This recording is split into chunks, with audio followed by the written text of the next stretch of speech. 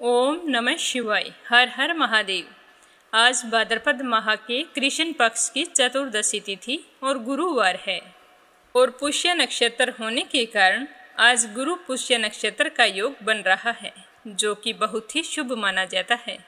पुष्य नक्षत्र का संयोग जिस भी वार के साथ होता है उस वार से कहा जाता है। गुरु पुष्य, शनि पुष्य और रवि पुष्य, ये तीन योग सबसे शुभ माने जाते हैं। गुरु पुष्य नक्षत्र में नए चीज की खरीदारी और नए कार्य का शुभारंभ करना बहुत ही शुभ माना जाता है। पुष्य नक्षत्र में सोना खरीदने का प्रचलन इसलिए है कि इसे शुद्ध, पवित्र और अक्षय धातु के रूप में माना गया है। पुष्य नक्षत्र पर इसकी खरीदारी बहुत ही शुभ होती है। अगर आप सोना नहीं खरीद सकते हैं तो पीतल या फिर चांदी खरीदें। इस नक्षत्र में वाहन, भवन, भूमि और बही खाते आदि खरीदना भी बहुत ही शुभ होता है। इस दिन मंदिर के निर्माण का कार्य और घर के निर्माण का कार्य शुरू करना बहुत ही शुभ होता है। अगर जो कोई व्यक्ति गुरु पुष्य नक्षत्र के दिन पूजा करता है, व्रत रखता है, तो उसे अपने जीवन में हर एक क्षेत्र में सफलता प्राप्त होती है। सर्वप्रथम अपने घर में सूर्य उदय होते समय और सूर्यास्त के समय माँ लक्ष्मी के सामने घी का दीपक जलाना चाहिए और भगवान विष्णु संग माँ लक्ष्मी के मंत्रों का उच्चारण करना चाहिए। गुरु पुष्य नक्षत्र के दिन किताब और पेन खरीदना भी बहुत ही शुभ होता है। इस दिन से नए कार्यों की शुरुआत करनी चाहिए, जैसे पढ़ाई शुरू करना, कुछ नया सीखना, दुकान खोलना। अगर लेखक का काम है तो इस दिन से कुछ नया लिखना शुरू करना चाहिए। लेकिन इस नक्षत्र में कई कार्य ऐसे हैं जो हमें भूलकर भी नहीं करने चाहिए। सुहागिन महिला को पुष्य, पुनर्वसु और रोहिणी, इन तीन नक्षत्रों में नए सोने के आभूषण और नए वस्त्र धारण नहीं करने चाहिए। इस दिन खरीद सकते हैं लेकिन पहन नहीं सकते। और विद्वानों का ये भी मानना है कि इस दिन विवाह भी नहीं करना चाहिए, क्योंकि पुष्य नक्षत्र को पितामह ब्रह्मा जी का श्राप मिला हुआ है। इसीलिए यह नक्षत्र विवाह हेतु वर्जित माना गया है। और बुधवार और शुक्रवार के दिन अगर पुष्य नक्षत्र पड़ता है तो इस दिन कोई भी शुभ या मंगल कार्य नहीं करना चाहिए और ना ही कोई वस्तु या वाहन खरीदना चाहिए, क्योंकि पुष्य नक्षत्र बुध और शुक्रवार में उत्पादकारी माना गया है। इसीलिए इस दौरान कोई भी नए कार्य का शुभारंभ या खरीदारी ना करें।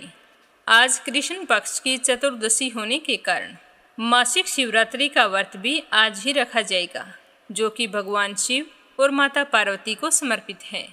अब अपने सुनते हैं आज की कथा। बोलो गणेश जी महाराज की जय हो। एक समय की बात है कि गणेश जी भगवान एक बहुत ही सुंदर गांव से गुजर रहे थे। इस गांव के खेत हरे भरे थे। सुबह का समय था। ठंडी हवा का आनंद लेते हुए गणेश जी मुश्क पर सवार होकर चले जा रहे थे। इतने में वो एक खेत से गुजरे जिसमें जौ की फसल खड़ी थी। तो गणेश जी ने एक जौ की बाली तोड़ ली। फिर उसे तोड़कर देखा तो उसके अंदर 13 दाने अनाज के थे। तो यह देखकर गणेश जी को बड़ा ही अफसोस हुआ। वो सोचने लगे कि मैंने बिना पूछे किसी के खेत से 13 दाने अनाज के तोड़ लिए हैं, तो यह तो चोरी हो गई। चोरी करना पाप है, पर मैंने जानबूझकर चोरी नहीं की है। तो गणेश जी उस खेत के मालिक का पता लगाने लगे। तो किसी ने गणेश जी को बताया कि यह खेत हमारे गांव के सेठ जी का है। तो गणेश जी पता लगाकर सेठ जी के दुकान पर पहुंच गए और कहा कि सेठ जी मुझे काम पर रख लो, मुझे नौकरी की ज़रूरत है। तो सेठ जी को काम वाले की ज़रूरत थी, तो सेठ जी ने उसे काम पर रख लिया।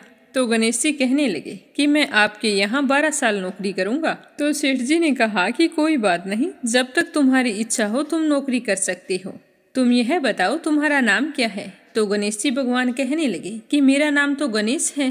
फिर गणेश जी तो सेठ जी के यहाँ नौकरी पर लग गए। घर का सारा काम करते और समय मिलते ही खेत में काम करने के लिए चले जाते। तो सेठ जी यह देखकर बहुत ही खुश होते कि यह लड़का कितना सच्चा और ईमानदार है। काश मेरे इस तरह का एक बेटा होता। क्योंकि सेठ जी के संतान नहीं थी, इसीलिए सेठ और सेठानी बड़े ही दुखी रहा करते थे। पर सेठ जी तो गणेश जी को अपने पुत्र के समान ही प्यार करते थे। एक दिन की बात है कि सेठानी लघु शंका के लिए गई और आकर राख से हाथ धोने लगी। तो यह देखकर गणेश जी ने सेठानी का हाथ पकड़ लिया और मिट्टी से हाथ धुलवा दिया। तो यह देखकर सेठानी को बहुत ही गुस्सा आया। जाकर सेठ जी से शिकायत की और कहा कि कैसा नौकर रखा है, उसने आज मेरा हाथ पकड़ लिया और आप पता नहीं उसकी किस बात की इतनी तारीफ करते रहते हो कि वो ईमानदार है, सच्चा है। तो सेठानी की बात सुनकर सेठ जी ने गणेश जी को बुलाया और पूछा कि बेटा गणेश, सेठानी सच बोल रही है क्या? तूने इनका हाथ पकड़ लिया, ऐसा क्यों किया? तो गणेश जी ने हाथ जोड़कर कहा कि सेठ जी, मैंने तो हाथ पकड़कर बस इतना ही कहा था कि राख से हाथ मत धोवो, क्योंकि राख से हाथ धोने पर लक्ष्मी नाराज होकर चली जाती है और मिट्टी से हाथ धोएं तो लक्ष्मी लौट आती है। तो सेठ जी सोचने लगे कि गणेश ठीक कह रहा है, इसमें कोई गलत बात नहीं है, जो कुछ भी किया हमारी भलाई के लिए किया है। ऐसा करते करते कई दिन बीत गए। थोड़े दिनों बाद कुंभ का मेला आया। तो सेठानी सेठ जी से कहने लगी कि सेठ जी, मुझे तो कुंभ के मेले में स्नान करने जाना है। तो सेठ जी कहने लगे कि मुझे तो समय नहीं है, दुकान संभालनी होती है, फिर खेत जाना होता है। यह सोचते हुए उन्होंने गणेश को आवाज़ दी और कहा कि बेटा गणेश, तुम ऐसा करो, सेठानी जी को कुंभ के मेले में स्नान करवा के लाओ। तो सेठ जी की आज्ञा पाकर गणेश सेठानी को लेकर कुंभ के मेले में चला गया। तो सेठानी तो वहां जाकर पानी को हाथ लगाकर देख रही थी कि पानी ठंडा है और आगे जाऊंगी तो पानी गहरा है, कहीं मैं डूब ना जाऊं। यह सोचकर वो किनारे पर बैठकर स्नान कर रही थी। तो गणेश जी ने उनका हाथ पकड़ा और आगे ले जाकर डुबकी लगवाकर घर ले आई। घर आते ही सेठानी ने सेठ जी से कहा कि आपने कैसा नौकर रखा है, इसने तो मेरी लोगों के बीच में ही इज्जत नहीं रखी। इतनी सारी भीड़ थी वहां पर, उन सभी के बीच में मुझे घसीट कर पानी में आगे ले गया। तो यह सुनकर सेठ जी सोचने लगे कि गणेश ऐसा क्यों कर रहा है। उन्होंने आवाज़ लगाई कि बेटा गणेश, इधर आओ, क्या सेठानी सच कह रही है? तो गणेश ने कहा कि हाँ, सेठानी जी सच कह रहे हैं। इन्हीं से पूछो कि मैंने ऐसा क्यों किया। ये तो किनारे पर बैठकर गंदे पानी से स्नान कर रही थी। जब हम इतनी दूर से कुंभ के मेले में स्नान करने के लिए गए हैं तो कम से कम अच्छे पानी में जाकर डुबकी तो लगाओ। तो यह सुनकर सेठ जी फिर सोचने लगा कि गणेश जी सच कह रहा है। फिर सेठानी को समझा दिया, गणेश जी को कुछ नहीं कहा। ऐसा करते करते घर पर पूजा पाठ रखी। हवन हो रहा था तो सेठ जी ने गणेश जी से कहा कि जाओ सेठानी जी को बुला कर लाओ कि हवन शुरू होने वाला है। तो गणेश जी सेठानी को बुलाने के लिए गए तो सेठानी तैयार हो रही थी। चुनरी ओढ़कर जैसे ही गणेश जी के साथ चलने लगी तो गणेश जी ने चुनरी पकड़कर फाड़ दी और कहा कि लाल चुनरी ओढ़ कर आओ। तो सेठानी जी नाराज होकर सो गई। सेठ जी बार बार देखते रहे कि सेठानी आई नहीं, आखिर क्या बात है। काफ़ी देर इंतजार करने के बाद स्वयं हवन से खड़े हुए और अंदर आकर देखा तो सेठानी तो पलंग पर सोई पड़ी थी। तो सेठ जी ने कहा कि क्या बात है, मैंने गणेश को तुम्हें बुलाने के लिए भेजा था, कहाँ है वो, आया नहीं तुम्हारे पास? तो सेठानी रोते हुए कहने लगी कि सेठ जी, आज तो हद हो गई, आपके गणेश ने मेरी चुनरी फाड़ दी है। अब भी तुम यही कहोगे कि गणेश ने यह भी सही किया है। तो यह सुनते ही सेठ जी को बहुत ही गुस्सा आया और गुस्से में गणेश जी को आवाज़ लगाई। तो सेठ जी की आवाज़ सुनकर गणेश जी दौड़े दौड़े आए और कहने लगे कि सेठ जी क्या बात है। तो सेठ जी गणेश जी को डांटने लगे और कहा कि गणेश, तूने आज तो हद ही कर दी, अपनी सेठानी की चुनरी फाड़ दी। तुमने ऐसी हरकत क्यों की, मुझे बताओ। तो गणेश जी कहने लगे कि सेठ जी, सेठानी जी काली चुनरी ओढ़कर हवन में बैठने वाली थी, तो काले वस्त्र कभी भी पूजा पाठ में नहीं पहने जाते, इसीलिए मैंने लाल चुनरी ओढ़ने के लिए कहा था। काला वस्त्र पहनने से कोई भी शुभ काम सफल नहीं होता। तो सेठ जी फिर सोचने लगे कि गणेश जी है तो समझदार। फिर सेठानी को समझा बुझाकर हवन के लिए ले गए। ऐसा करते करते कई महीनों बीत गए। गणेश जी की नौकरी के 12 वर्ष पूरे हो गए। तो एक दिन की बात है कि सेठ जी ने अपने घर पर गणेश भगवान की पूजा रखी। तो पूजा करने के लिए पंडित आया तो वह पूजा पाठ की सारी सामग्री तैयार करके कहने लगा कि सेठ जी, मैं तो मूर्ति घर पर ही भूल आया हूँ, अब क्या करें। तो गणेश जी वहीं पर खड़े थे। वो कहने लगे कि मेरे को ही मूर्ति बनाकर विराजमान कर लो, आपके सारे काम सफल हो जाएंगे। तो गणेश जी के इतना कहते ही सेठ जी को बहुत ही गुस्सा आया और वो बोले कि अब तक तो तुम सेठानी से मजाक करते थे, अब तुम मुझसे ही मजाक करने लग गए। तो गणेश जी बोले कि नहीं सेठ जी, मैं मजाक नहीं कर रहा हूँ, मैं तो सच बोल रहा हूँ। इतना कहकर गणेश जी ने अपना असली रूप धारण कर लिया। तो गणेश जी का यह रूप देखकर सेठ, सेठानी और पंडित हैरान हो गए। तो गणेश जी ने हंसकर कहा कि जल्दी से पूजा समाप्त करो। तो पूजा पाठ शुरू की गई। पूरे विधि विधान से गणेश जी की पूजा की। जैसे ही पूजा समाप्त हुई तो गणेश जी तो अंतर्ध्यान हो गए। सेठ और सेठानी को बड़ा ही अफसोस होने लगा।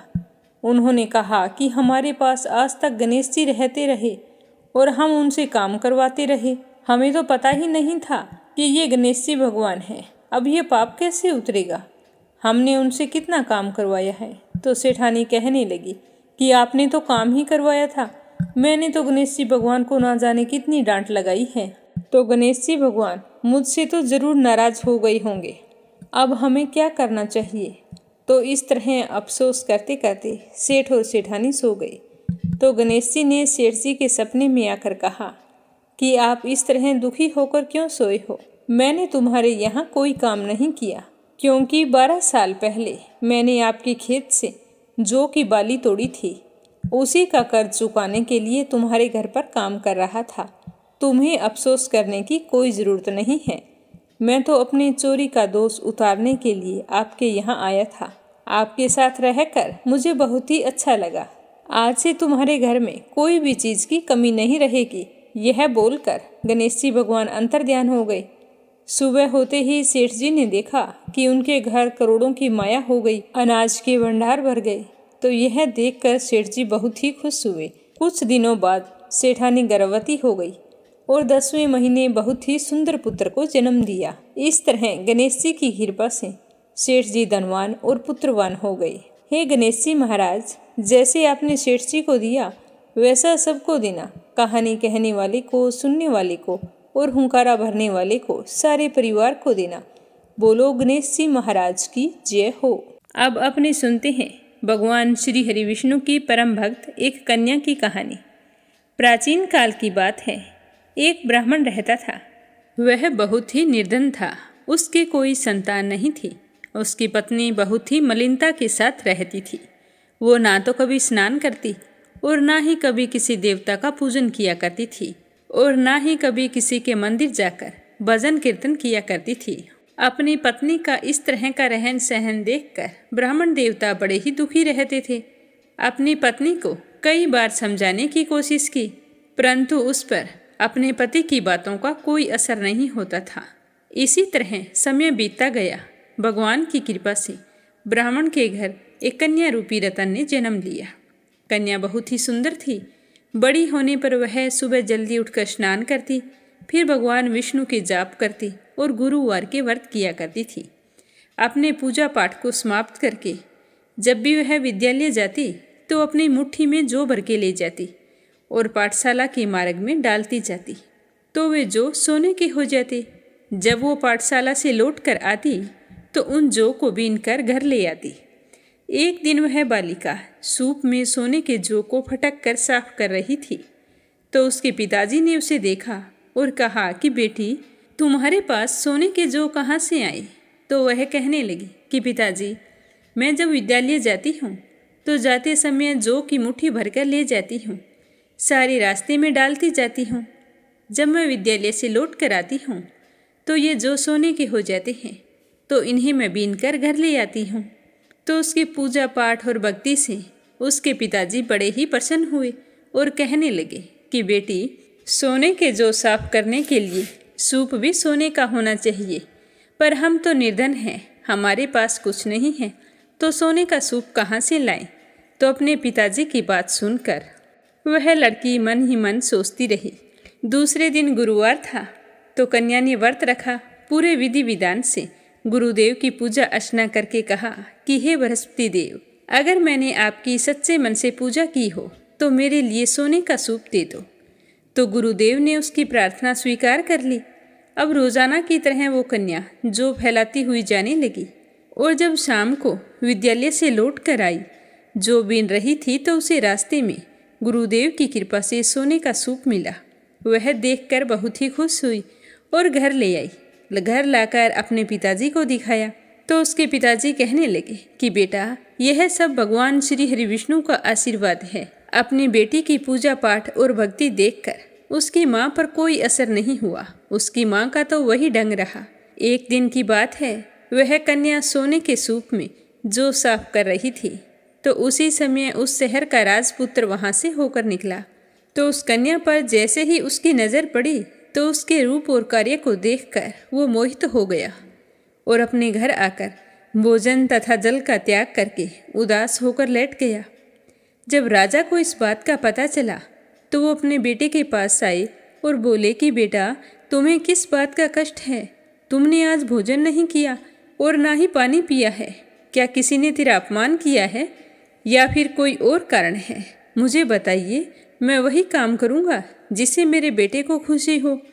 तो राजा की बात सुनकर राजकुमार कहने लगा कि पिताजी, मुझे आपकी कृपा से किसी बात का दुख नहीं है और ना ही मेरा किसी ने अपमान किया है, परंतु मैं तो उस लड़की से विवाह करना चाहता हूँ जो सोने के सूप में जो साफ कर रही थी। यह सुनकर राजा आश्चर्य में पड़ गया। सोचने लगा कि इस नगर में ऐसी लड़की कहाँ हो सकती है जिसके पास सोने का सूप और सोने के ही जो हैं। तो इस प्रकार सोचते हुए राजा ने अपने बेटे से कहा कि बेटा, ऐसी कन्या का पता तुम ही लगाओ। मैं तुमसे वादा करता हूँ कि तुम्हारा विवाह उस लड़की के साथ अवश्य करवा दूंगा। तो राजकुमार ने उस लड़की के घर का पता बतला दिया। तो पता सुनकर राजा अपने मंत्री को लेकर उस लड़की के घर गए और ब्राह्मण देवता को सारा हाल बताया। ब्राह्मण देवता से कहा और कहने लगे कि हे ब्राह्मण देव, आपकी बेटी का विवाह मैं मेरे राजकुमार के साथ करना चाहता हूँ। तो यह सुनकर ब्राह्मण देव तो बहुत ही खुश हुए और अपनी बेटी का विवाह करने के लिए तैयार हो गए। फिर शुभ मुहूर्त देखकर विधि विधान के साथ ब्राह्मण की कन्या और राजकुमार का विवाह हो गया। कन्या के घर से जाते ही ब्राह्मण के घर पहले की भांति गरीबी का निवास हो गया। अब भोजन के लिए भी अन्न बड़ी मुश्किल से मिलता था। एक दिन दुखी होकर ब्राह्मण देवता अपनी पुत्री के पास गए। तो जैसे ही उसकी पुत्री को पता चला कि उसके पिताजी मिलने के लिए आए हैं, तो वह बहुत ही खुश हुई और जल्दी जल्दी अपने पिताजी से मिलने के लिए आई। लेकिन जब अपने पिताजी की हालत को देखा, उनकी दुखी अवस्था को देखकर वह बहुत ही दुखी हुई और कहने लगी कि पिताजी, आप ठीक तो हैं? माँ के क्या हाल हैं? तो उसके पिताजी ने सारा हाल कह सुनाया। तो उस ब्राह्मण की बेटी ने बहुत सारा धन देकर अपने पिता को विदा कर दिया। तो इस तरह ब्राह्मण का कुछ समय सुखपूर्वक व्यतीत हुआ। फिर वही हाल हो गया। ब्राह्मण फिर अपनी कन्या के यहाँ गया और सारा हाल कहा। तो वह लड़की कहने लगी कि हे पिताजी, आप माताजी को यहीं लेकर आओ। मैं उन्हें पूजा पाठ की विधि बता दूंगी, जिससे आपकी गरीबी दूर हो जाएगी। तो यह सुनकर ब्राह्मण देव अपने घर गए और अपनी पत्नी को साथ लेकर अपनी बेटी के ससुराल पहुँचे। तो ब्राह्मण की बेटी अपनी माँ को समझाने लगी कि माँ, तुम सुबह जल्दी उठा करो। उठकर सबसे पहले स्नान करके भगवान श्री हरि विष्णु का विधि पूर्वक पूजन किया करो और तुलसी के पौधे में जल सिंचा करो। ऐसा करने से तुम्हारी सारी दरिद्रता दूर हो जाएगी। भगवान के आशीर्वाद से आप भी सुखी और संपन्न हो जाएंगे। परंतु उसकी माँ ने अपनी बेटी की एक भी बात नहीं मानी। वह तो सुबह जल्दी उठी और अपनी पुत्री के बच्चों की जूठन को खा लिया। जब उसकी बेटी ने अपनी माँ को इस तरह से जूठन खाते देखा, तो बहुत ही गुस्सा आया और उसी शाम को एक कमरे में से खाने पीने का सारा सामान बाहर निकाल दिया और कहा कि माँ, आज आप इस कमरे में सो जाना।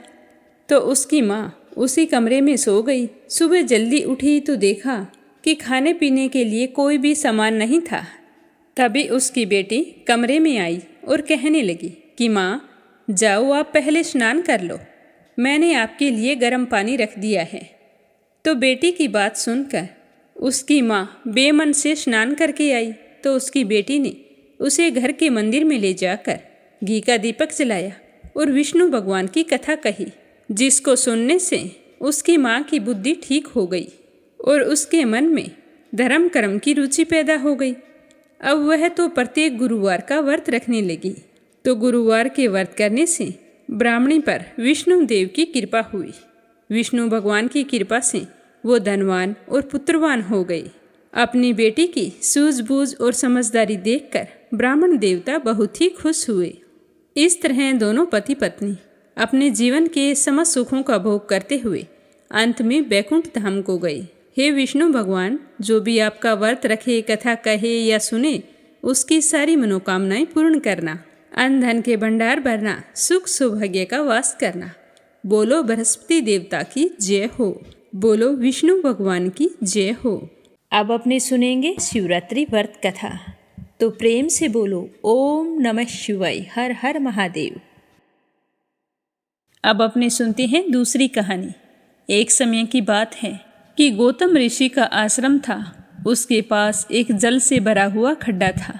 तो एक दिन गौतम ऋषि के शिष्य आए और कहने लगे कि गुरुदेव, हमें आपके खड्डे में से जल चाहिए। तो गौतम ऋषि ने उन्हें जल ले जाने की इजाज़त दे दी। जब वो शिष्य पानी भर रहे थे तो उसी समय अन्य ऋषियों की पत्नियां भी वहां पर जल भरने के लिए आई। तो स्त्रियों ने गौतम ऋषि के शिष्यों से कहा कि पहले हमें जल भर लेने दो, इसके बाद में तुम ले जाना। यह बात उन्होंने कुछ कड़वे अंदाज में कही थी, तो जिससे गौतम ऋषि के शिष्यों को इस बात का बुरा लगा और वो बिना जल लिए ही अपने आश्रम को लौट आए। ऋषि पत्नी अहिल्या जी उन्हें समझा बुझाकर स्वयं जल भरने के लिए वहां पर गई और फिर वो स्वयं पानी लेकर आई। इसी तरह वो रोजाना जल भरने जाया करती थी। तो एक दिन अहिल्या जल भरने के लिए गई हुई थी, पर दूसरी ऋषि पत्नियों को अहिल्या बिल्कुल भी अच्छी नहीं लगती थी। तो उन्होंने ईर्ष्यावश अपने अपने पतियों से कहा कि अहिल्या हमें पानी नहीं भरने देती है। वो तो कहती है कि इस पानी का वरदान मेरे पति ने ही वरुण देव से पाया है, इसीलिए इस पानी पर आपका कोई अधिकार नहीं है। तो अपनी पत्नियों की बात सुनकर सारे ऋषि लोग गौतम ऋषि से नाराज हो गए और उन्हें दुख पहुंचाने के लिए वे गणपति का पूजन करने लगे। तो उनकी पूजा से प्रसन्न होकर गणपति भगवान प्रकट हुए और कहने लगे कि मैं आपकी पूजा पाठ से बहुत ही प्रसन्न हूँ, मांगो क्या वरदान मांगते हो। तो वे सारी ऋषि कहने लगे कि हे स्वामी, अगर आप हमसे इतने ही प्रसन्न हैं और हमें वरदान देना चाहते हैं तो हमें यह वरदान दीजिए कि महर्षि गौतम इस स्थान को छोड़कर कहीं दूसरी जगह जाकर निवास करे। तो मुनियों की ये कुटिलता सी भरी बातें सुनकर गणेश जी भगवान ने कहा कि हे मुनियों, महर्षि गौतम तो निरपराध है, उन्हें दंड देना उचित नहीं है। अगर तुमने ऐसा किया तो तुम्हारा अमंगल ही अमंगल होगा। वे तो बड़े परोपकारी जीव हैं, तुम सब उनसे द्वेष रखना बंद कर दो।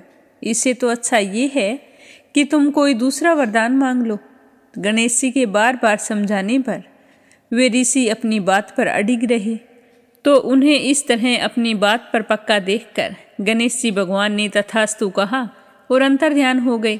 ऋषियों को वरदान देने के पश्चात गणेश जी ने अपने वरदान को सत्य करने के लिए एक निर्बल गऊ का रूप धारण किया और गाय के रूप में गौतम ऋषि ने फसल उगाई थी वहां जाकर फसलों को तोड़ने लगी। तो जब अपने खेत में गऊ को इस तरह विचरते हुए देखा तो गौतम ऋषि उसे बाहर निकालने के लिए गए और वहां जाकर एक हल्का सा तिनका उठाया और गाय को बाहर हाँकने लगे। लेकिन उसी समय उस तिनके की हल्की सी चोट से ही गाय गिर पड़ी और उसकी मृत्यु हो गई। यह देखकर गौतम ऋषि को बड़ा ही दुख हुआ। उन्होंने अपनी पत्नी अहिल्या को बुलाकर कहा कि पता नहीं भगवान शंकर हम पर क्यों क्रोधित हो गए हैं, उसी वजह से गऊ हत्या का पाप मुझ पर लग गया है। इस तरह दोनों बात कर रहे थे, तभी वे अन्य ऋषि भी वहां पर पहुंच गए और कहने लगे कि महर्षि गौतम, आपने ये क्या किया, गऊ की हत्या कर दी। आपको पता है गऊ हत्या का कितना पाप चढ़ता है। इस तरह तरह तरह की बातें करते हुए गौतम ऋषि अहिल्या और उनके शिष्यों को बुरा भला कहने लगे। वे कहने लगे कि हे गौतम जी, अब तुम इस स्थान पर रहने योग्य नहीं रहे हो, अतः अपनी पत्नी और शिष्यों के साथ तुम यहाँ से दूसरी जगह पर चले जाओ। तुम गौ हत्यारे बन चुके हो। इतना कहकर वे सारे के सारे गौतम ऋषि पर पत्थर बरसाने लगे। तो इस पर गौतम ऋषि वहाँ से 1 कोस की दूरी पर दूसरी जगह रहने लगे। वहाँ रहते हुए उन्हें 15 दिन बीत चुके थे। तो वे पुनः ऋषियों के पास आए और कहने लगे कि आप सब मुझे पाप से प्रायश्चित करने का कोई उपाय बताइए। तो वे सारे ऋषिजन कहने लगे कि आप अपने पाप को सब जगह प्रसिद्ध कीजिए और फिर पृथ्वी की 3 परिक्रमा लगाइए। यदि आप इतना नहीं कर सकते तो भगवान भोले शंकर का तप करके गंगा जी को प्रकट करके उसमें स्नान करो, 1 करोड़ पार्थिव पूजन करो, तब तुम्हें इस महापाप से छुटकारा मिल सकता है। तो मुनियों की आज्ञा पाकर यात्रा के लिए निकल पड़े। वे सबसे पहले ब्रह्मगिरी की परिक्रमा करके पार्थिव लिंग बनाकर विधि विधान से शिवजी की पूजा करने लगे। उनकी पत्नी अहिल्याबाई भी एकाग्रचित होकर शिवजी का पूजन करने लगी। गौतम ऋषि तथा उनकी पत्नी अहिल्या जी दोनों ने मिलकर शिवजी की आराधना की। उनकी आराधना से शिवजी प्रसन्न हुए और अपने गणों के साथ वहाँ पर प्रकट हो गए। गौतम ऋषि उन्हें देखकर बहुत ही खुश हुए और बार बार प्रणाम करके उनकी स्तुति करते हुए बोले कि हे प्रभु, मुझे गौ हत्या के पाप से मुक्ति दिलाइए। तो भगवान भोले शंकर ने कहा कि हे गौतम, तुम तो निर्दोष हो। यह सब कुछ उन पाखंडी ऋषियों की माया थी जिसके कारण तुम्हें इतना दुख उठाना पड़ा। तो यह सुनकर गौतम ऋषि कहने लगे कि उन ऋषियों ने तो मेरे साथ बुरा व्यवहार किया, परंतु मेरे लिए तो यह भलाई का काम हो गया, क्योंकि अगर वो ऐसा ना करते तो मैं तप कभी नहीं करता, और तप ना करता तो मुझे आपके दर्शन नहीं होते। आज मुझे उनके कारण ही आपके प्रत्यक्ष दर्शन हुए हैं। तो भगवान शंकर ने गौतम ऋषि से कहा कि तुम वरदान मांगो। तो गौतम ऋषि कहने लगे कि हे प्रभु, अगर आप मुझसे इतना ही प्रसन्न हैं और वरदान देना चाहते हैं तो आप मुझे वरदान दीजिए कि परम पावन गंगा जी यहाँ पर प्रकट हो जाए, जिससे दूसरे व्यक्तियों का भी भला हो सके। भगवान शंकर ने उन्हें गंगा जल दिया। वहीं गंगा जी स्त्री के रूप में साक्षात प्रकट हो गई। तो उन्हें देखकर गौतम ऋषि ने उन्हें प्रणाम किया और उनकी स्तुति करने लगे।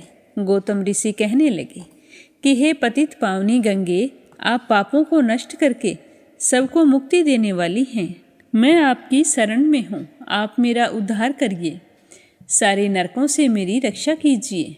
तभी भगवान शंकर गंगा जी से कहने लगे कि हे पतित पावनी, तुम मेरी आज्ञा से गौतम जी को सकुटुम्ब पाप रहित कर दो।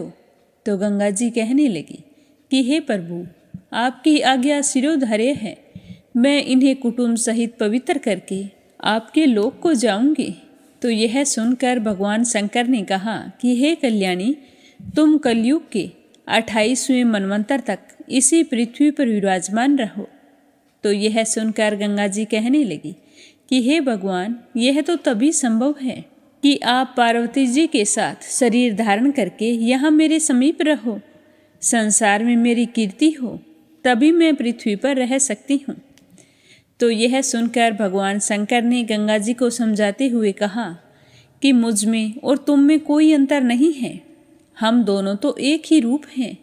फिर भी अगर तुम ये चाहती हो कि हम तुम्हारे पास निवास करें तो तुम्हारी इच्छा अवश्य पूर्ण होगी। आज से मेरा निवास तुम्हारे समीप ही होगा। तो भगवान शंकर वहाँ पर त्र्यंबकेश्वर नाम से और गंगा जी गौतमी गंगा के नाम से वहाँ पर विराजमान हो गई। गौतमी गंगा जी पर तो पुष्कर, राज सरोवर, गंगा आदि तीर्थ और विष्णु आदि देवताओं का निवास है। गंगा गौतमी परम पवित्र और कल्याणकारी है। जब महर्षि गौतम ने गंगा जी को जल रूप में दर्शन देने की प्रार्थना की तो ब्रह्मगिरी पर जल रूप में वो बहने लगी। तो महर्षि और उनके शिष्य ने गंगा के दर्शन करके उसमें स्नान किया। तो गौतम मुनि के साथ दुश्मनी का भाव रखने वाले सारे ऋषि वहाँ स्नान करने हेतु आए, परंतु उन्हें देखकर गंगा जी लुप्त हो गई। तो यह देखकर ऋषि गौतम हैरान हो गए और वे गंगा जी से प्रार्थना करने लगे कि हे मातेश्वरी, आज आप मेरे ऊपर कृपा करें। ये जो ऋषि मुनि मेरे विरोधी बनकर बैठे थे, उन्हें आज मेरी तपस्या से दर्शन देकर कृतार्थ करें। तो महर्षि गौतम की प्रार्थना सुनकर आकाशवाणी हुई कि हे मुनिवर, ये मुनिजन दूसरों के उपकारों को मिटाने वाले हैं। ये बहुत ही दुराचारी व्यक्ति हैं। गौतम, वैसे तुम ठीक कह रहे हो, पर ऐसा तभी संभव होगा जब ये अपने पापों का प्रायश्चित करेंगे। इसके बाद ही इन्हें मेरे दर्शन प्राप्त हो सकते हैं। तो प्रायश्चित करने के लिए ये व्यक्ति पहले आपकी शरण में आकर माफ़ी मांगे और इसके बाद 112 ब्रह्मगिरी की परिक्रमा करें। यह आकाशवाणी गौतम ऋषि के विरोधी ऋषियों ने भी सुनी। तो यह सुनते ही वे सारे के सारे ऋषि गौतम जी के चरणों में गिरकर अपने अपराधों की क्षमा मांगने लगी। इसके बाद उन्होंने ब्रह्मगिरी की 101 परिक्रमा की। इसके बाद उन सबको गंगा जी ने दर्शन दिए। कहा जाता है कि उसी दिन से उस स्थान का नाम कुशावर्त पड़ गया। इसके बाद शौनक आदि ऋषियों ने सूत जी से पूछा कि गौतम ऋषि ने उन ऋषियों को श्राप दे दिया था, तो इस बात में कितनी सत्यता है, यह हमें बताने की कृपा करें। तो सूत जी कहने लगे कि हे मुनियों, जब बनावटी गाय की हत्या हो गई तो उनके विरोधी मुनियों ने प्रसिद्धि कर दी कि गौतम मुनि ने गऊ की हत्या कर दी है। तो यह सुनकर गौतम ऋषि को बहुत ही दुख पहुंचा था और वे शिवजी के भगत थे। तो उन्होंने कहा कि ये गऊ तो बनावटी है, फिर भी आपने सब जगह मेरी बात फैलाई है। तो उन्होंने क्रोधित होकर कहा कि मैं तुम्हें श्राप देता हूँ कि हे नीच वृत्ति के ब्राह्मणों, तुम लोग भगवान शिव का पूजन नहीं कर सकोगे और शिवजी के पर्वों से विमुख रहोगे। तो इस प्रकार गौतम ऋषि के श्राप से वे सारे के सारे मुनि लोग शिवजी से विमुख होकर कांची नगरी में निवास करने लगे और गौतम मुनि शिवजी की आराधना में तल्लीन हो गई और फिर भगवान शिव के आशीर्वाद से गऊ हत्या के पाप से मुक्ति पाई। बोलो भोले शंकर की जय हो। अब अगली कहानी अपने सुनेंगे भगवान श्री कृष्ण के परम भक्त की। बोलो श्री कृष्ण भगवान की जय हो। भगवान श्री कृष्ण के एक महान और परम भक्त श्री माधवेंद्रपुरी एक बार वृंदावन की यात्रा पर गए। गोवर्धन नामक पवित्र पहाड़ी पर पहुँचे। ईश्वरीय प्रेम के आनंद में डूबे। उन्हें यह भी दिखाई नहीं दे रहा था कि दिन है या रात है। वे कभी खड़े होते, कभी आध्यात्मिक आनंद में डूबे हुए जमीन पर गिर जाते। पहाड़ी की परिक्रमा करने के बाद उन्होंने श्यामा कुंड के पवित्र जल में स्नान किया और फिर शाम को आराम करने के लिए एक पेड़ के नीचे बैठ गए। जब माधवेंद्रपुरी पेड़ के नीचे बैठे थे, तभी वहां पर एक अज्ञात ग्वाला लड़का दूध का बर्तन लेकर आया और संत के सामने दूध रखते हुए वह लड़का मुस्कुराया और कहने लगा कि हे माधवेंद्रपुरी, कृपया आप यह दूध पी लीजिए। आपको कितना समय हो गया है यहाँ पर बैठे हुए, आप भोजन क्यों नहीं मांगते हैं? आप इस तरह से किसका ध्यान कर रहे हैं? तो माधवेंद्रपुरी बालक की सुंदरता और मधुरता से मोहित हो गए और अपनी सारी भूख प्यास भूल गए और कहने लगे कि बेटा, आप कौन हो और कहाँ पर रहते हो? आपको कैसे पता चला कि मैं उपवास कर रहा हूँ? तो वह लड़का कहने लगा कि मैं इस गांव का एक ग्वाला लड़का हूँ।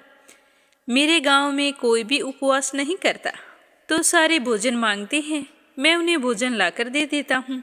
यहाँ पर पानी भरने आई कुछ महिलाओं ने तुम्हें देखा था और उन्हीं ने मुझे कहा और दूध देने के लिए भेजा है।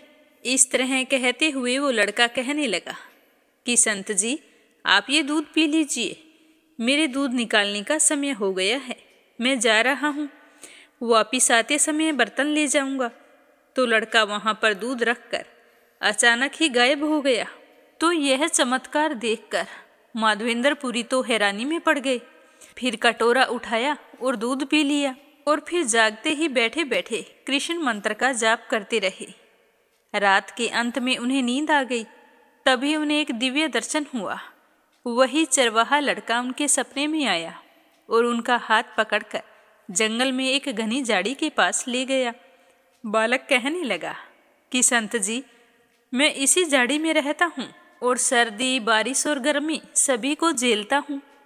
आप कृपया करके गांव वालों को बुलाओ और मुझे इस झाड़ी से निकालो। फिर मुझे गोवर्धन पर्वत की चोटी पर स्थापित करो और मेरे लिए एक मंदिर भी बनवाओ। मेरे शरीर को शुद्ध करने के लिए मुझे ठंडे पानी से स्नान करवाओ। तो बालक की बात सुनकर माधवेंद्रपुरी कहने लगे कि बेटा, तुम हो कौन? मैं गांव वालों को क्या बताऊंगा? तो बालक कहने लगा कि मैं गोपाल हूँ, गोवर्धन पर्वत को उठाने वाला। मुझे वृष द्वारा यहाँ पर स्थापित किया गया था, लेकिन यहाँ पर एक बार आक्रमण हुआ था और पुजारी ने मुझे इस झाड़ी में छिपा दिया था। तभी से मैं इस झाड़ी में बैठा हूँ। मैं तुम्हारी सेवा से बहुत ही प्रसन्न हूँ और मैं तुम्हारा ही इंतजार कर रहा था कि तुम आओगे, तभी मेरी स्थापना होगी। इतना कहकर वो बालक सपने से भी अंतर्ध्यान हो गया। इतने में माधवेंद्रपुरी की आंख खुल गई और खुशी के मारे उनकी आंखें भर आई और सोचने लगे कि मेरे सामने भगवान आए थे और मैंने उन्हें पहचाना नहीं, पर अब जो भगवान ने मुझे आज्ञा दी है उसे मैं अवश्य पूरा करूंगा।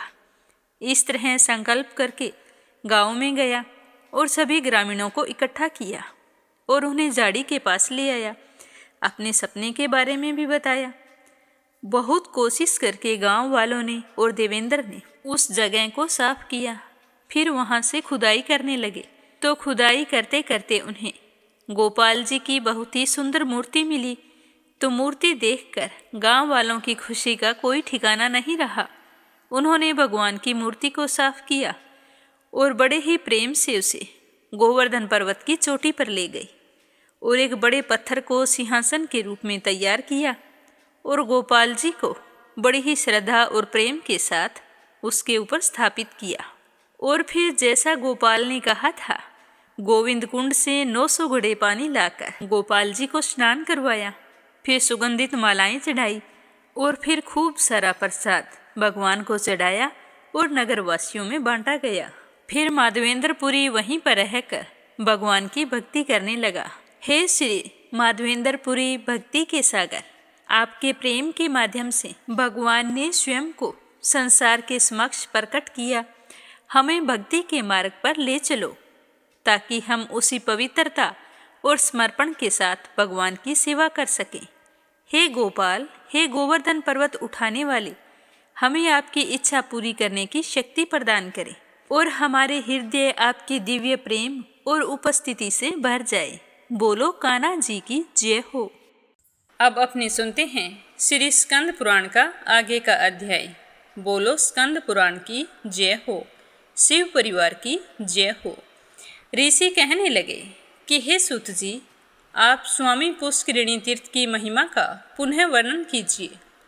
तो ऋषियों की बात सुनकर सूत जी ने कहा कि हे ऋषियों, जो लोग स्वामी तीर्थ में स्नान करते हैं वे तामेश्वर, अंधतामेश्वर, महारौरव, रौरव, कुंभिपाक, कालसूत्र, असीपतरवन, कृमिभक्ष, अंधकूप, संदस, सालमली, लालाभक्ष, अवीची, सारमयादन, वज्रकर्णक, छार कर्दमपातन, रक्षोगणासन, शूल प्रोत निरोधन, तिरोधान, सूचिमुख, पोयभुस, शोणित बक्ष और विषा अग्नि परिपिंडन आदि 28 नरकों में नहीं जाते हैं। जो दूसरों के धन, संतान और स्त्रियों का अपहरण करने वाला है वह बहुत वर्षों तक तामेश्वर नामक भयंकर नरक में डाला जाता है। जो अधम मनुष्य माता पिता और ब्राह्मणों से द्वेष रखता है वह 10,000 योजन विस्तृत काल सूत्र नरक में डाला जाता है।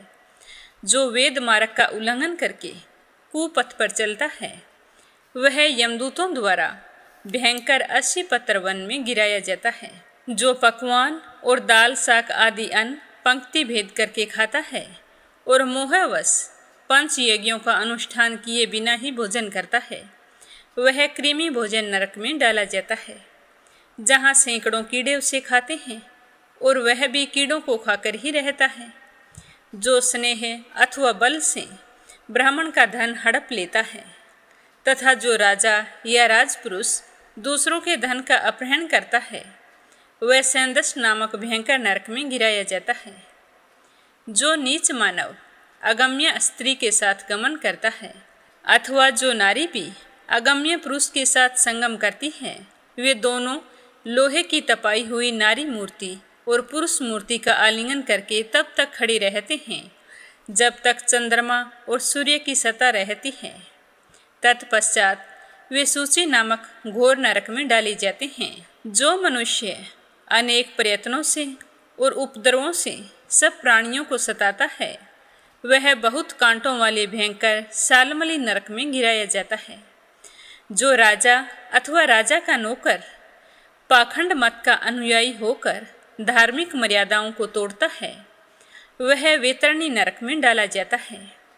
वरिसली संघ से दूषित, सोचाचारहीन, अशास्त्रीय कर्मों के करने से लज्जित न होने वाले, वेद मार्ग के त्यागी तथा पशु का सा आचरण करने वाले व्यक्तियों को यम किंकर, पूय, विष्टा, मूत्र, कफ और पित्त आदि से पूर्ण अत्यंत विभत्स नरक में गिराते हैं।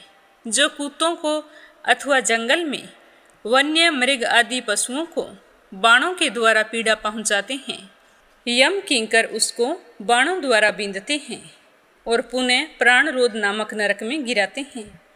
जो पाखंडी यज्ञ में पुरुषों की हत्या करता है, वह परलोक में वेशस नामक नरक में गिराया जाता है।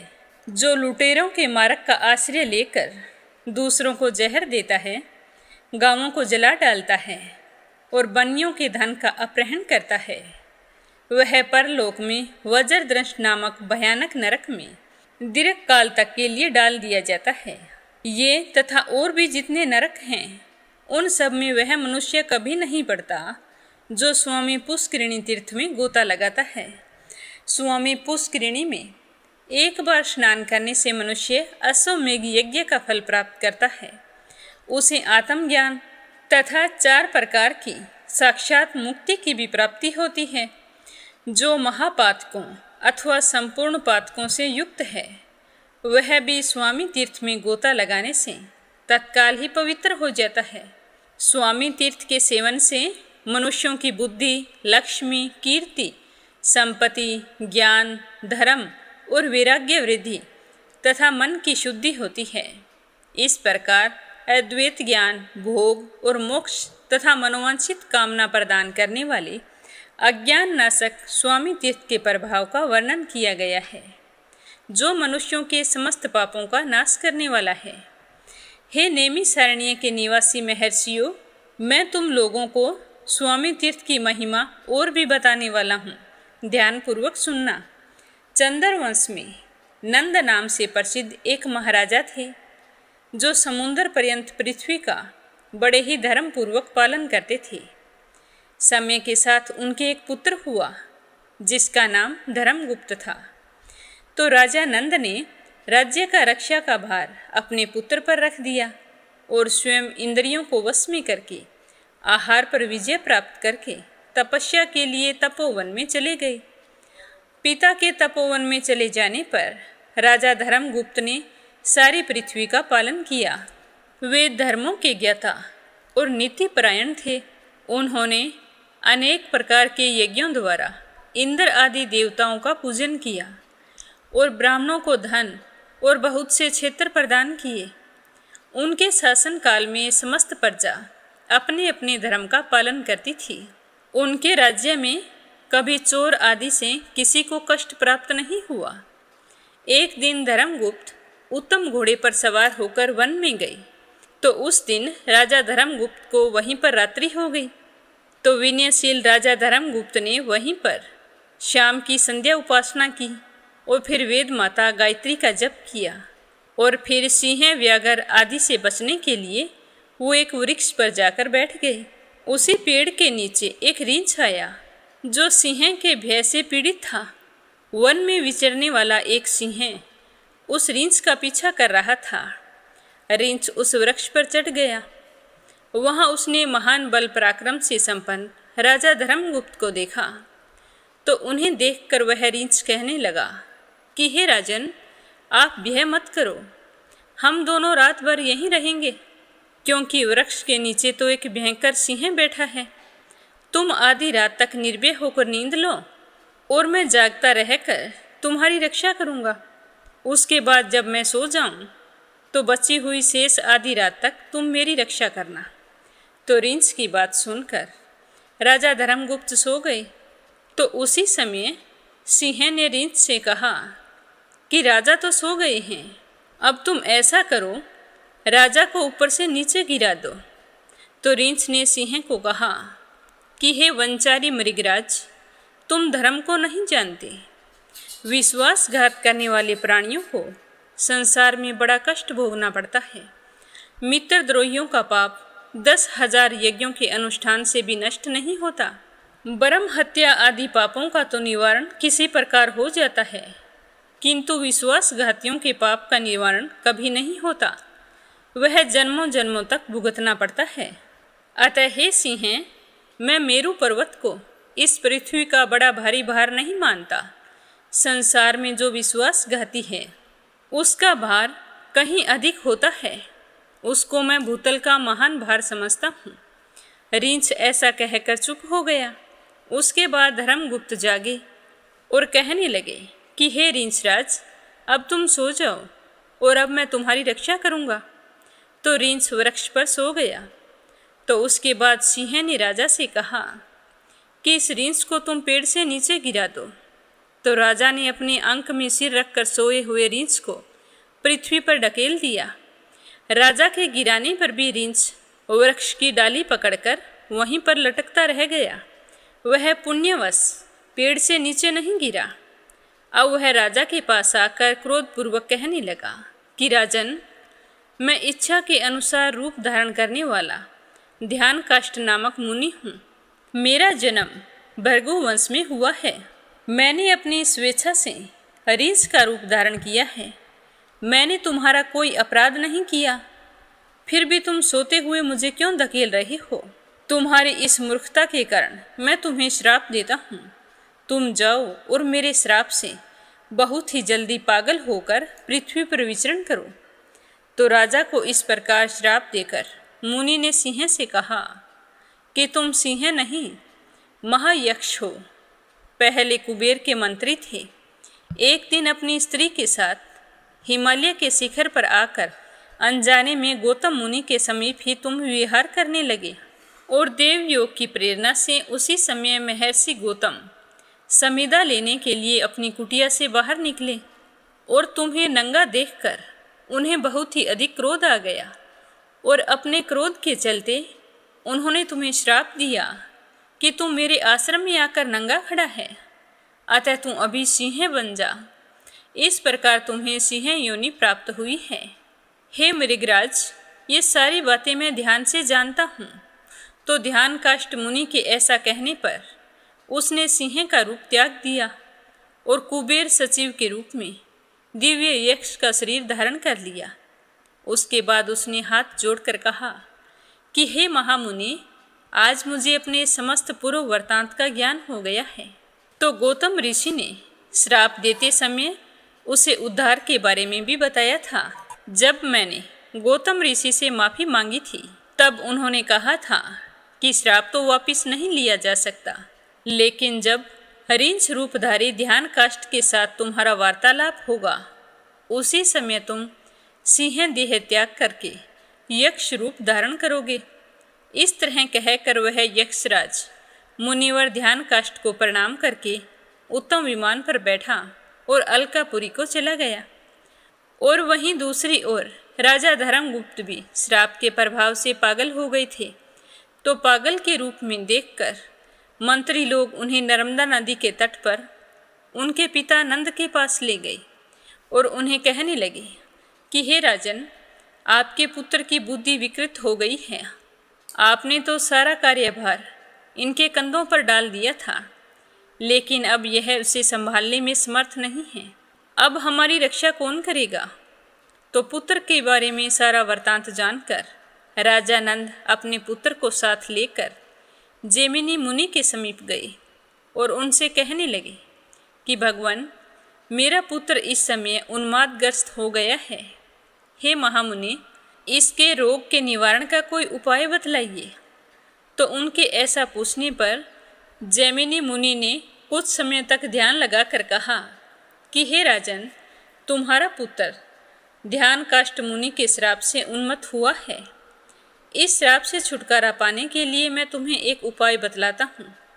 स्वर्णमुखरी नदी के तट पर एक वेंकट नाम से प्रसिद्ध पर्वत है, जो सब पापों को हरने वाला है तथा परम पवित्र है। उसके शिखर पर स्वामी पुष्करिणी नामक एक बड़ा भारी तीर्थ है। हे महामते, वहीं ले जाकर अपने पुत्र को उसमें स्नान करवाओ। ऐसा करने से इनका उन्माद तत्काल ही नष्ट हो जाएगा। तो यह सुनकर राजा नंद ने मुनि श्रेष्ठ जैमिनी को प्रणाम किया और अपने पुत्र धर्मगुप्त को लेकर वे स्वामी पुष्करिणी तीर्थ को चले गए। वहां जाकर नियम पूर्वक अपने पुत्र को नहलाया तो स्नान करते ही उनके पुत्र का पागलपन दूर हो गया। तो राजा यह देखकर बहुत ही खुश हुए। राजा नंद ने स्वयं भी स्वामी पुष्करिणी के जल में स्नान किया, फिर पुत्र के साथ एक दिन उस तीर्थ में निवास किया और वेंकटगिरी के स्वामी दयानिधान भगवान श्रीनिवास की सेवा करके पुनः तपस्या के लिए वन को प्रस्थान कर गए। पिता के चले जाने पर राजा धर्मगुप्त ने भगवान वेंकटेश्वर में भक्ति रखते हुए ब्राह्मणों को बहुत सारा धन धान्य और क्षेत्र प्रदान किए। उसके बाद वे अपने मंत्रियों के साथ अपने नगर को लौट गए। इस तरह बताते हुए सूत जी कहने लगे कि हे ब्राह्मणों, मैंने तुमसे राजा धर्मगुप्त के कल्याण के बारे में जो कथा सुनाई है, यह कथा बहुत ही परम पवित्र है। इसको सुनने मात्र से ही ब्रह्म हत्या का नाश हो जाता है। अतः हर मनुष्य को राजा धर्मगुप्त की इस पवित्र कथा को एक बार अवश्य सुनना चाहिए। बोलो विष्णु भगवान की जय हो। आज की कथा को यहीं पर विराम देते हैं। श्रद्धा भाव से सुनने के लिए आप सभी का बहुत बहुत धन्यवाद। कल के अध्याय में अपने सुनेंगे कृष्ण तीर्थ और भगवान वेंकटेश्वर का महात्म्य। तो नित्य नियम से सुनते रहिए। शिवजी भगवान की कृपा से आपकी सारी मनोकामनाएं पूर्ण हों। बोलो स्कंद पुराण की जय हो। शिव परिवार की जय हो। अब आपने सुनते हैं लपसी और तपसी की कहानी। बोलो लपसी तपसी की जय हो। बहुत पुराने समय की बात है।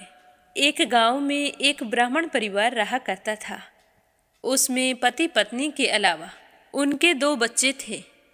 एक बेटा था, एक बेटी थी। ब्राह्मण दंपति बहुत ही सरल स्वभाव के थे।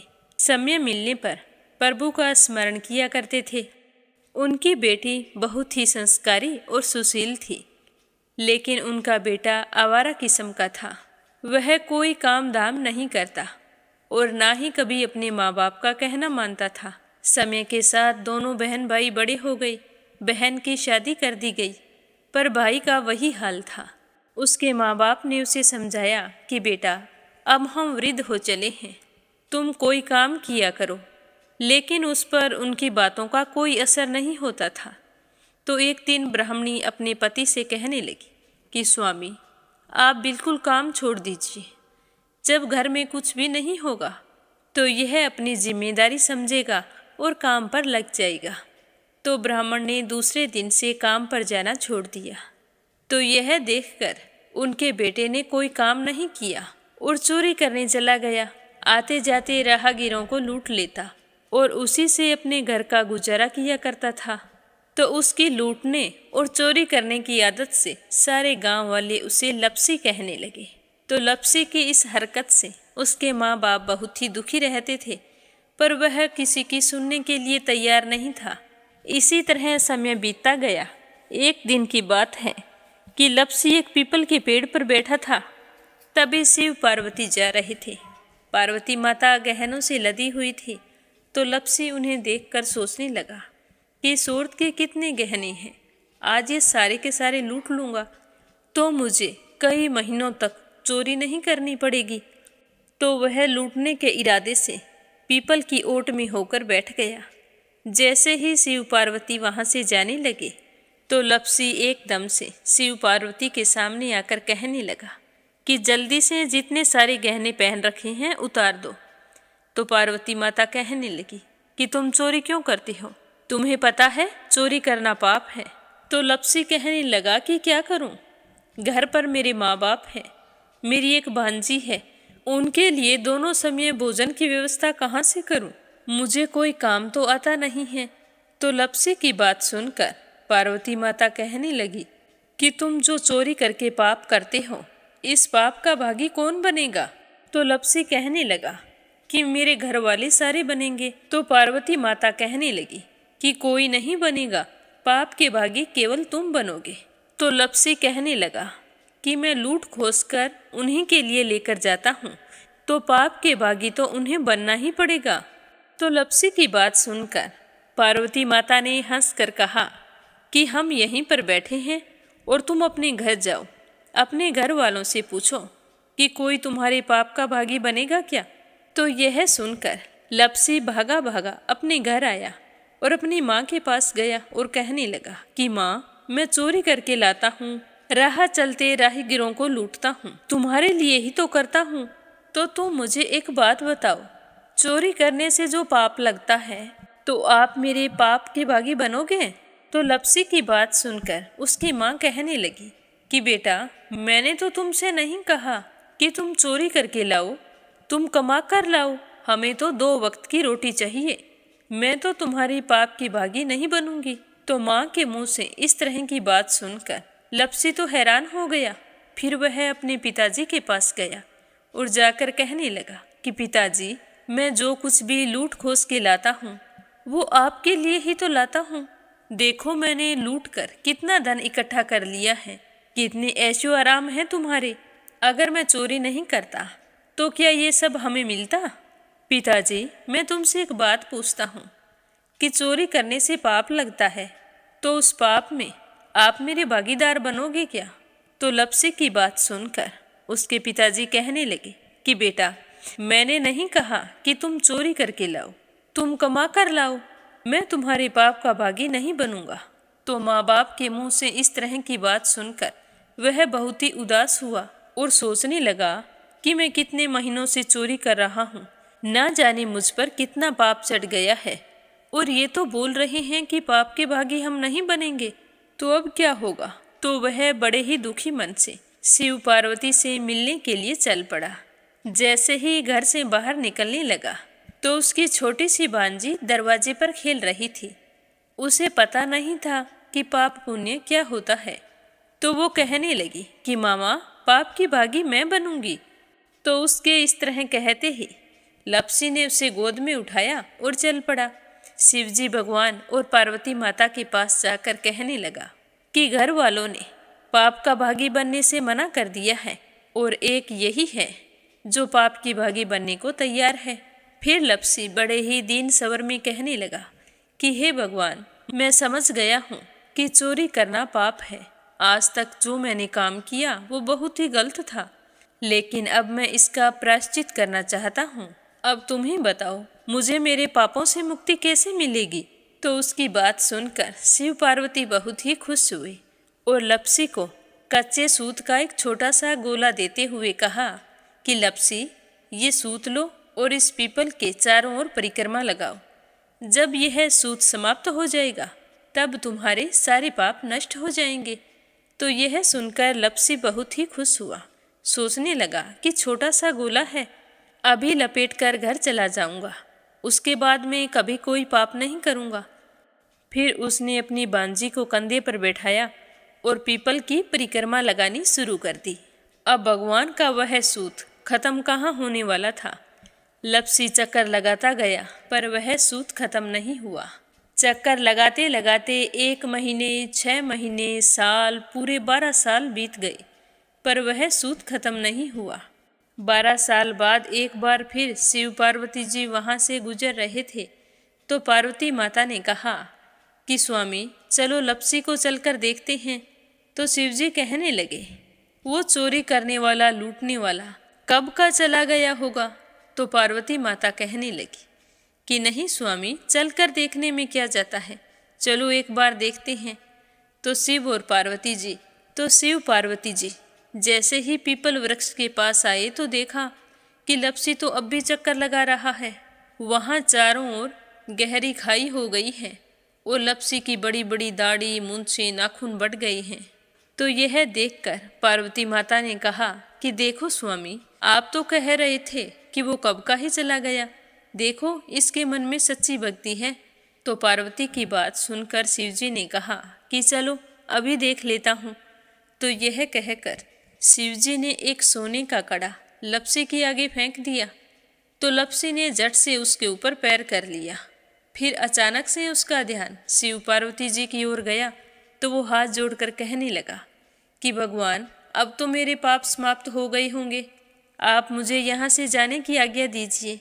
आपका यह सूत अभी तक खत्म नहीं हुआ है।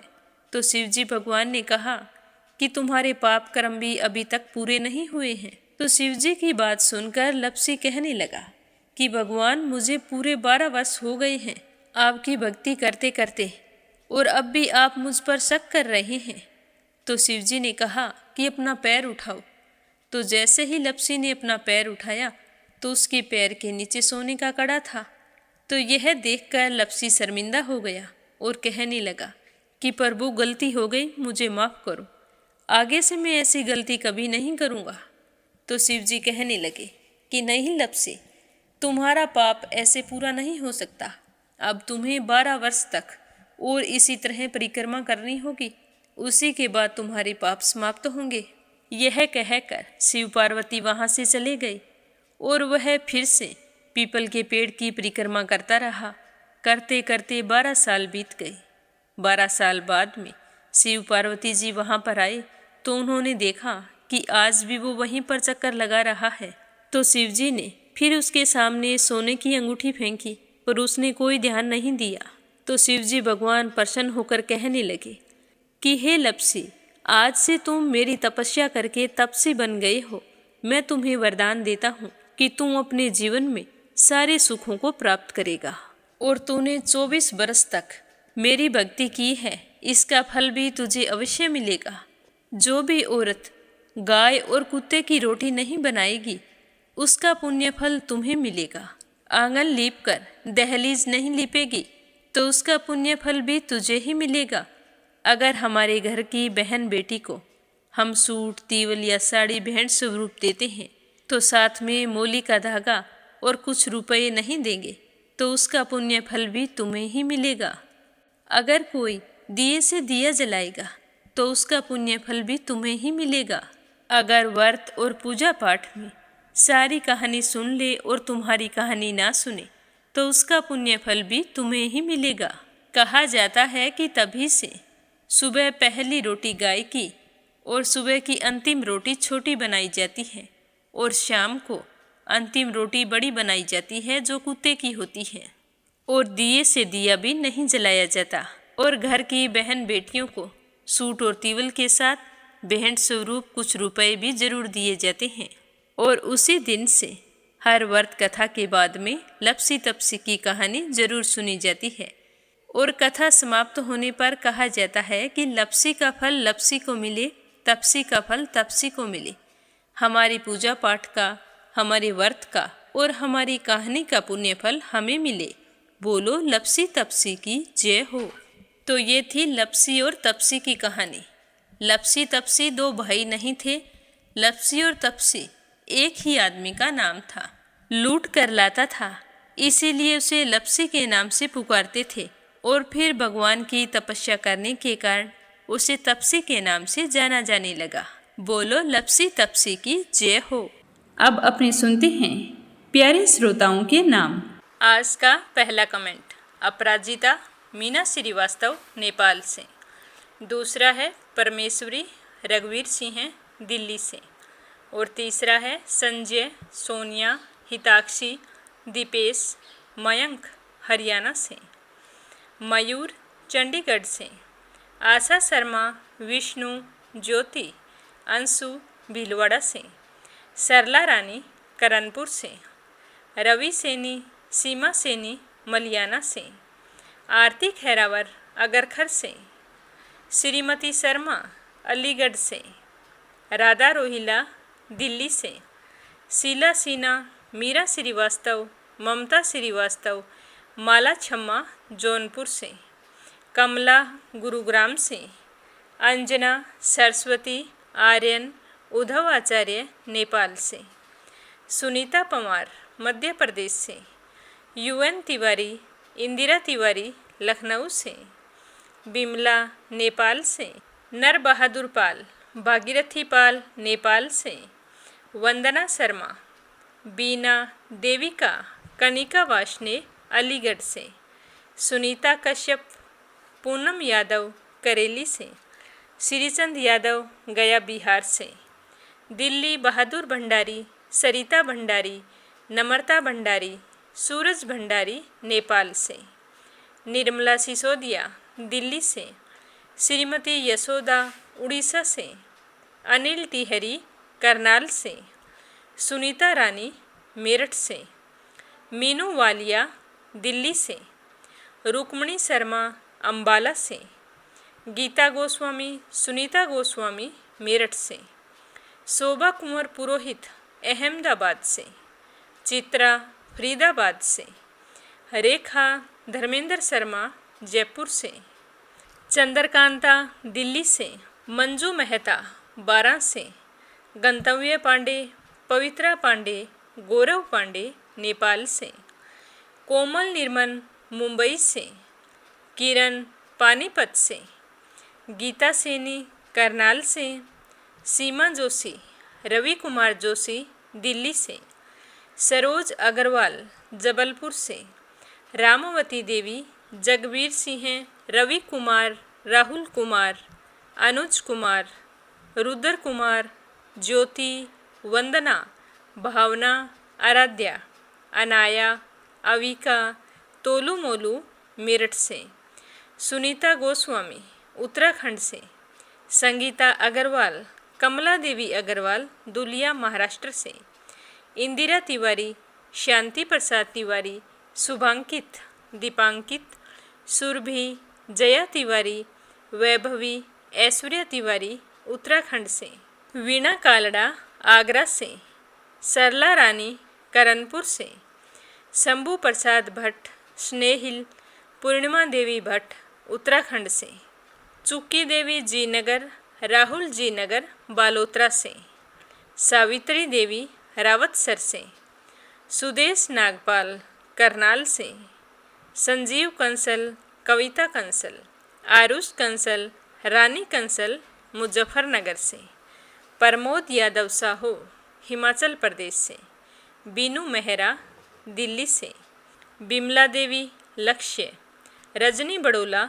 उत्तराखंड से, नंदा पांडुरंग पुजारी ब्रह्मपुरी महाराष्ट्र से, चंद्र सिंह भील, मंजू उधमपुर से, क्षमा परतुल वडोदरा से, कमलेश भल्ला जम्मू से, शांता भेन वाघेला गुजरात के मंडल से, शीला पाली से, सोनी बाला ऊना हिमाचल प्रदेश से, श्रीमती कमलेश जबलपुर से, अपराजिता, मधुलिका, सारिका पंवार, मनीषा भोपाल से, शशि वर्मा, अंजलि वर्मा, करण वर्मा पंजाब से, अशोक कुमार जी भटनागर भोपाल मध्य प्रदेश से, शीला बहन जयपुर से, सावित्री ईश्वरलाल रामचंदानी गाजियाबाद से, पूजा पाठक उत्तराखंड देहरादून कोशानी से, सम्मन प्रसाद दिल्ली से, काकू लक्ष्य, निकिता सेजवानी अहमदाबाद से, जयश्री पंवार, गोरखनाथ पंवार महाराष्ट्र से, कमलेश लाल रुड़की से, स्मिता सीताराम गायकवाड़ महाराष्ट्र से, सीताराम जायसवाल, शकुंतला जायसवाल वाराणसी से। आप सभी श्रोताओं का बहुत बहुत धन्यवाद। अपना साथ और सहयोग हमेशा इसी तरह बनाए रखना। श्री हरि के आशीर्वाद से आपकी सारी मनोकामनाएं पूर्ण हों। आप सभी की मंगल कामना के साथ ओम नमः शिवाय। हर हर महादेव।